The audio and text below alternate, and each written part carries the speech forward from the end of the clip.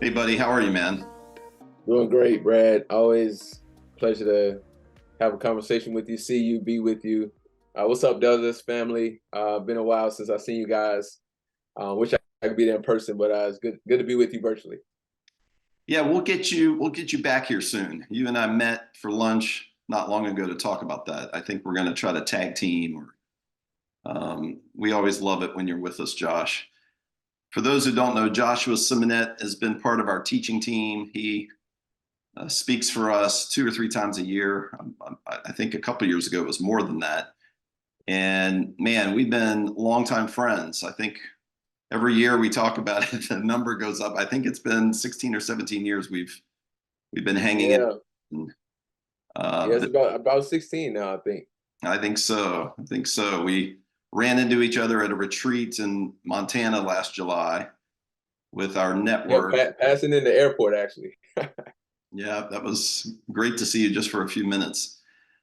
Josh has been just a dear friend through the ups and downs of pastoring and man, you've been in my house for meals and we've gone to conferences together. So I love this. I love that we can chat like this. This has become a tradition on the Super Bowl for us. Yeah, it's good to hang and good to talk ministry, to talk football. Love that. So yeah, should be good.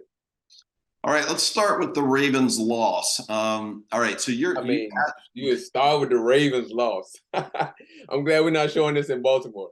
I'm sure that's one of the reasons you're not. So okay, you pastor in Baltimore. Yeah. Football's been a big part of your life. Um, Man, the Ravens losing at home with so much momentum this year, losing to Mahomes, and maybe we should say to Andy Reid. Yeah. Um, Yeah. it was tough. It was tough to watch. Yeah, it really was tough to watch. Before we get to that game, it's just been a really great season. Baltimore is a small market. We're a small market city, compared to obviously bigger markets like New York and LA and Chicago. And Man, this is blue collar town, and people really get around and get excited about what's happening with the Ravens here. And man, it's just been a huge, I think, positive thing for our city. There's been a lot of negative press about Baltimore, but the Ravens, have been a consistent presence there. They've consistently won. They haven't done it in the postseason, but they've consistently won. The Orioles had a great season this past year. So there's a lot of energy, great vibe, in the city around just what the team is doing, what Lamar Jackson has been able to do. So yeah, it's just disappointing to have the season end the way it did. I think people were nervous though, knowing that Kansas City and Andy Reid was coming in town. I'm sure. And here, just being Baltimore's neighbor, you feel it here. I mean, I felt it that night. I felt it kind of personally. And then we've got Ravens fans at church at Dulles. And I think because it's AFC, NFC, between our cities, Baltimore maybe is DC's AFC team. So yeah, it Yeah, was such a bummer. They just didn't look themselves at all. All right, so yeah, here's my first question for us. With so much excitement this year, Lamar being the leading MVP candidate, the defense was number one. They were the best. They had the best record in the yeah. NFL. What are some ways that this loss you could relate to the highs and lows of spiritual life and you and me as pastors, maybe the highs and lows of leading a church? Yeah. Like, do you see any kind of like parallel that Yeah. Yeah, I actually do. First of all, I think that and people can relate to this, I think, in life and business, in general. I think we should never trust momentum. And I think that's a really I think that's a really maybe different thing that maybe people haven't heard. And here's why I say that. I think like momentum lulls you to sleep. Like no, momentum is not necessarily a mm, bad thing. Like you want momentum. Like you want to gain momentum. You want to kind of get things going in the right direction. So that's good. You have to like raise your awareness, I think, as you began to like hit on all cylinders. And you got to be careful. You can lack discipline. You can fall asleep. You can get comfortable. And I think part of what happened with the Ravens, and part of what happens with a lot of us, is when things are going well, we kind of relax, um, and then Hmm. sometimes, we don't maybe pay as close attention to details, or maybe we even get away with certain things because things are going so well. And I think specifically what happened in the Ravens game, just to give a quick analysis for anybody who cares, I think the Ravens kind of got away from their identity. I think they got away from who they were Yeah. because there was some adversity. There was they didn't really have momentum. It was choppy, and so I think they got a little anxious and they got a little ahead of themselves, as opposed to just being patient. And what's interesting is if you look at the NFC Championship game, I think what the reason the 49ers won is they never got away from who they were. Like they Hmm. were down. So the value system in terms of who they are, they held on to that, and they prevailed. And I think the same thing happens in our spiritual life. The same thing happens in our personal life. What are our values that we're holding to, and what are those things that are foundational for us to help us become successful? And at the end of the day, Jesus has promised us certain outcomes if we hold to certain values and principles. Sometimes life just happens and we get nervous, and then we try to take matters into our own hands, and then we lose focus, and the victory escapes us. So good, man. It's so true. We see something, whether it scares us, whether it's fear or something that we need to try to control. I think that's really well said, and it just gets us off of the virtue. We're in a series right now what we're calling "Closer Than You Think," Yeah, where Jesus, in his words in Mark, um, he begins with, "The time has come. I'm arriving. My kingdom's come, and if you subscribe to my values and how life really works, you're closer to my kingdom, my realm, than you might think you are." And I yeah, think I think it doesn't take much to take us off of what he says is real life yeah, or the source of life. And often it's from our trying to control, our attempt to control. yeah. Man, really, really good point. So, we talk at Dulles a lot about God's movement on earth. Hmm. His activity on earth is through the church. His primary movement to remake, renew, make all things new is through his church, as Yeah. imperfect as his church is. Okay, so you played football. For those who don't know, Josh played in the NFL. You played for the Redskins and the Dolphins, and you've told me many times how much you learned as a man Yeah. from coaches and players, but in the idea of team. So, how is God's movement on earth a lot like a team or like a team sport? Yeah. In an era where we tend to come and sit quietly in a church Yeah. and look ahead at one person, maybe the Yeah. coach or the pastor who talks. Yeah. How would you relate the actual movement of God to the idea of team? Yeah, that's a really good question. First of all, I think God's vision in allowing Jesus to come to earth was to restore his original game plan, his Yeah. original vision. And his original vision was for or his hope through Jesus was that we would be reconciled back to him, and we would be reconciled back to each other. So in other words, there's a bigger and a greater vision beyond us individually, that if we fully tap into what God has envisioned for us, and we fully tap into those around us, like we can experience the fullness of life. And that's what a team is. Like, hey, we can accomplish the fullness of our potential, maybe even, capture the ultimate goal of a championship.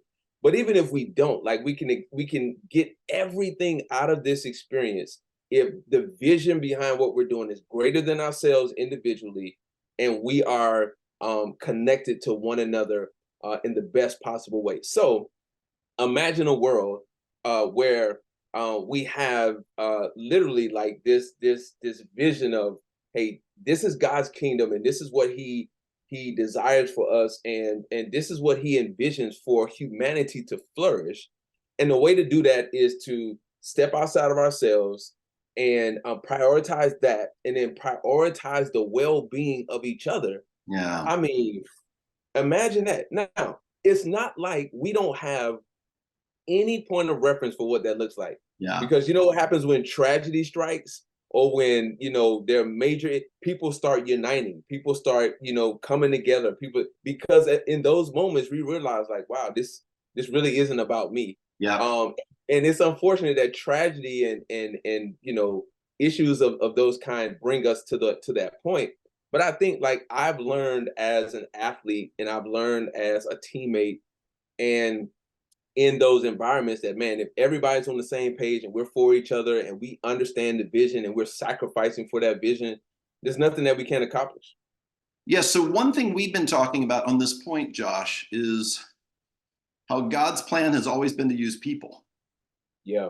whether we like it or not. I mean, when you look in Eden, that humans were called to image him. You look at the call of Moses, Abraham, then he calls a people, like a nation of people, to represent him to the rest of the world. He uses Jesus. I mean, he himself comes as a person. Yeah. We've talked about this here in recent months, and his plan is still the same. And so it's almost as if God is waiting.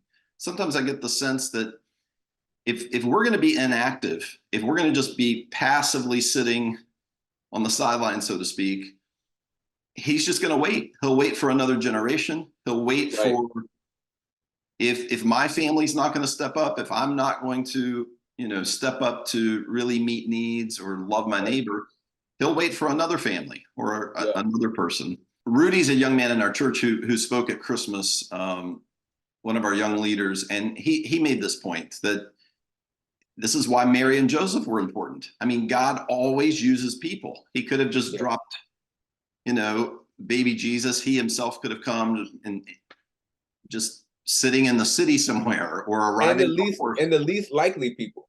The least likely. That's exactly right. So that's something we're really focused on, is calling our people not just to join us in church and listen, but to actually practice, to be practitioners of what Jesus has called us to. Why was I jotted this question for us, maybe, thinking we might get to it. When I use the words Jesus lost, it sometimes is kind of jarring to people. Yep. But in the eyes of his disciples and followers, that's really, for a few days, that's what they thought happened. Why was Jesus losing on the cross? We're talking about the Ravens losing and kind of this idea of loss. Why was it shocking? Yeah. And how does God powerfully use loss? Like in your mind or your experience, do you see God use loss? Like, what are your thoughts on the power of loss?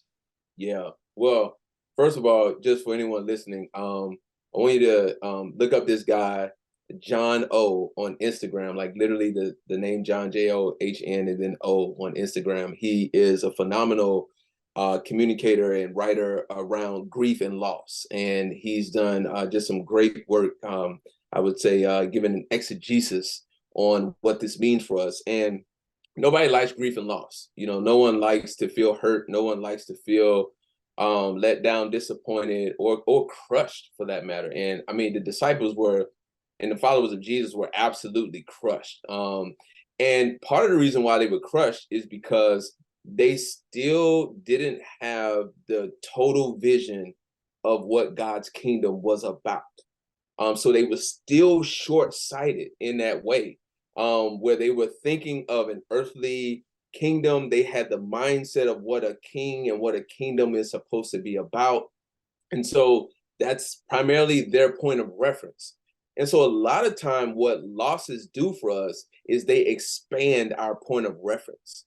And so Jesus coming the way that he did, becoming an ultimate sacrifice for us, was his way of expanding the kingdom beyond this earth, in addition to reconciling us back to God and reconciling us back to each other. So oftentimes I think God uses loss to expand our vision, to help us to see differently and to see clearly. And we all know what this is like. We know that like when we're in the middle of it, it sucks and we like hate it. But all of us have stories of loss where we look back and we're like, man, but I learned this, or it taught me this, or I'm better because of this, or I shifted because of this loss. And so it is an expansion opportunity. And unfortunately, though, particularly when it comes to grief and loss, we have a culture in a society that just tries to move on or just try to put it behind us. And like that's the worst thing that we can do because we don't get an opportunity to actually kind of dive in and really gain more clarity. And so, although it looked like Jesus lost on the cross, like what he was trying to do was actually defeat the only power that could be leveraged against him, which was death, which was our penalty that he canceled forever. And so we're not able to always understand what's happening and what's at work. But losses are a part of life, and there can never be a renewal of life or new life without death or some loss. Yeah, and his death, taking our death, is the greatest win. It became the pinnacle win of all time for Right. humanity. And Right. when you're in the loss, it's so hard to see it. It's so hard to see it. And I would say that some of my most intimate experiences with God, where I became closer to him than ever, were because of heartache or disappointment or crushing loss in some way. And Yeah. if we allow it to put walls up between God, it'll distance us. If we allow Yeah. it to drive us to him, we'll find ourselves surrendering in loss in a new way, like trusting, like that's the beauty. I'm doing this, I'm writing this study right now about the wilderness, the power of being in the wilderness. Yeah. Nobody wants to be in the wilderness. We just want to get out. Whenever if it's a work wilderness or career Yeah. related or financial, or maybe, loss of a relationship or something, it can just feel like we're in this desert and we want God to hurry up and get us back to paradise or to the Yes. oasis. But, Yeah. when you look at Jesus going into the wilderness to launch his whole plan, Moses was called by God in the wilderness. It's amazing that God wants to meet us often. He meets us in loss. And you know what, Brett? Listen, even that is a ridiculous thing to think about. No one launches a plan. No one launches a business. No one launches anything by going into the wilderness, like going into hard places or doing this hard thing. No one does that. Hey, we want to have coming out parties. Hey, we want to have launch parties. We want everybody to. But this is not the way that we see Jesus start his ministry, and it's not the way we see him in this ministry as well. And so I think like when we look at just to kind of um, maybe shine a light here on a key point, when we look at what Jesus is calling us to and following him, really it is an intentional surrendering and saying, hey, like, you know what, I am willing to sacrifice these things and this life because there's something better, there's something greater. Yeah, for those of you watching and just the talk of loss or wilderness, doesn't sound appealing. Just remember God's plan is the promised land. He wants to move you to Eden again. He wants to move you to paradise, which we all crave. And sometimes for us to become the people that will live well in paradise, we have to go through the wilderness. We have to go through that season of surrender or allowing God to strip away what he Yeah. wants to just get off of us. And Brad, just one final point on this, very practically speaking. Loss and wilderness and none of those things sound sexy, and we don't really love those things. But none of us would really get into any great story without loss, without wilderness. Like it is the component in the story that makes the story what it is. Obviously, you know this from the, leading the film festival that you lead, and you know, just the powerful narratives that have compelled us and inspired us. It's the overcoming of some adversity, of some loss, that eventually makes the story better in the end. It makes the people who've experienced it better in the end. Yeah, it's so true, man. And I just really urge you, those watching, to trust that and try it. Just try, trust in this promise of God that He'll lead you through it, toward actual life. Yeah, Um, yeah. all right, we're both pastors. What is something you wish your people knew or understood better? I would say two things. One, I wish that, and I wouldn't say just like the people at Hopeville, here in Baltimore where I live, but I would just say in general, I wish we all understood that everybody is broken. I mean, like, we're all broken. We all have, just jacked up stuff that we're trying to work through and process through.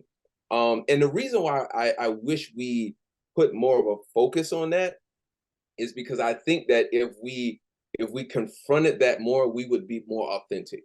We would spend less time worrying about like what people think about us. We Yeah. would spend less time trying to, beautify ourselves and fix ourselves up and present ourselves a certain way.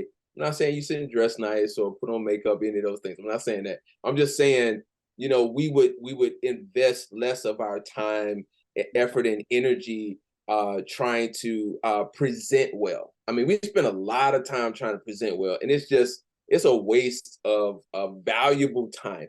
So we're all broken. We all have issues. We all have challenges, and I think related to that, I wish that the people who I have the opportunity to lead, like, really understood like how much I struggle, like, personally, how much like these things that I talk about and that I present and that I'm sharing are, things that I struggle with as well, when it comes to trying to devote more time to prayer and scripture reading and being kind to people and not like losing my mind when people are just like on the roads with a license that maybe they shouldn't have.